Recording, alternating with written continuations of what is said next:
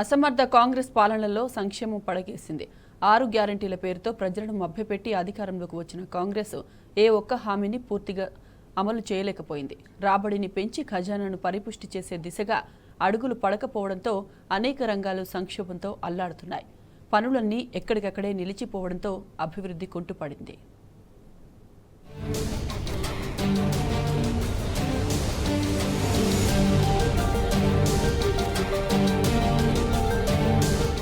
కాంగ్రెస్ పాలనలో రాష్ట్ర ఖజానా ఖాళీ అయింది. నిధుల కటకటతో సతమతమవుతోంది. పరిపుష్టికరమైన ఆర్థిక విధానాలు అవలంబించడంలో సరైన వ్యూహం లేక ఇప్పటికే అనేక సంక్షేమ పథకాలకు మంగళం పాడిన పాలకులు ఇప్పుడు అభివృద్ధి కార్యక్రమాలకు సైతం ఫుల్ స్టాప్ పెడుతున్నారు. రాబడి పెంచి ఖజానాను పరిపుష్టి చేసే దిశలో అడుగులు పడకపోవడంతో అనేక రంగాలు అల్లాడుతున్నాయి. డబ్బులు లేవంటూ ఇప్పటికే పల్లె ప్రగతికి చరమగీతం పాడిన ప్రభుత్వం ఇప్పుడు పట్టణ ప్రగతికి కూడా కేటాయింపులు నిలిపేసి మొండి చెయ్యి చూపిస్తోంది. ఫలితంగా అనేక నిర్మాణాలు మధ్యంతరంగా ఆగిపోయాయి.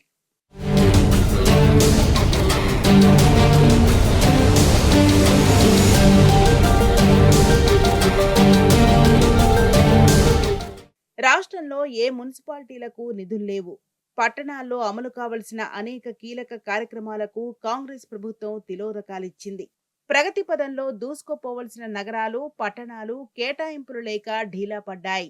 కోట్లాది రూపాయలతో చేపట్టిన పనులు ఆగిపోయాయి. సగానికి పైగా పూర్తయిన అనేక నిర్మాణాలు మధ్యంతరంగా నిలిచిపోయాయి. చేసిన పనులకు బిల్లులు రాకపోవడంతో కాంట్రాక్టర్లు సైతం ససేమిరా అంటున్నారు. కొంతలో కొంతైనా చెల్లింపులు జరిపితేనే పనులు ముందుకు సాగుతాయి అంటున్నారు. కాంట్రాక్టర్లు అసహనంగా మున్సిపల్ ఈఎన్సీ, ఇతర ఇంజనీరింగ్ కార్యాలయాల చుట్టూ చక్కర్లు కొడుతున్నారు. దీంతో ఎక్కడి పనులు అక్కడే నిలిచిపోయాయి. నగరాలు, పట్టణాల ముఖ చిత్రం మారాలని అప్పటి ప్రభుత్వం విశేషంగా కృషి చేసింది. పట్టణ ప్రగతి లాంటి పథకాలకు శ్రీకారం చుట్టింది. విజనరీ సీఎం కేసీఆర్ పట్టణాల్లోని స్థానిక సంస్థలకు నెలకు 148 కోట్లు విడుదల చేశారు. తద్వారా ఆదర్శవంతమైన అభివృద్ధి సాధ్యమైంది. ఫలితంగా రాష్ట్రం దేశంలోనే నెంబర్ 1 గా నిలిచి అనేక అవార్డులను సాధించింది. విదేశీ అతిథులు కూడా ఇక్కడ అమలవుతున్న అభివృద్ధి పథకాలు చూసి అబ్బురపడ్డ సందర్భాలున్నాయి. కాంగ్రెస్ పాలన వచ్చాక పురపాలక సంస్థలకు పైసా విడుదల చేయటం లేదు. దీంతో ఇంటిగ్రేటెడ్ మార్కెట్లు, ట్రీ పార్కులు, ఓపెన్ జిమ్లు, వైకుంఠ ధామాలు, మోడ్రన్ ధోబీఘాట్ల లాంటి అనేక పథకాలు సడన్ గా ఆగిపోయాయి. మండే ఎండల్లో నీళ్లు పోసే దిక్కులేక హరితాహారం మొక్కలు కూడా అనేక చోట్ల మలమల మాడిపోతున్నాయి.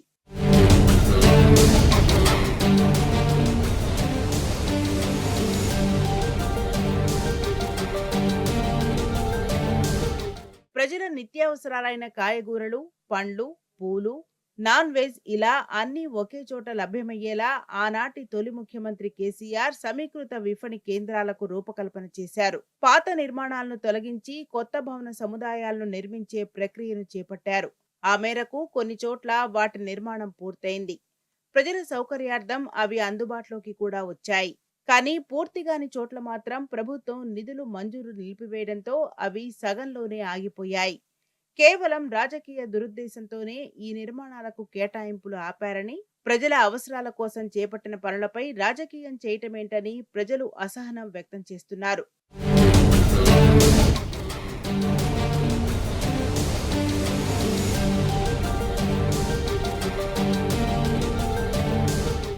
గతంలో ప్రభుత్వం 141 ఆధునిక ధోబీఘాట్లను నిర్మించాలని తలపెట్టింది.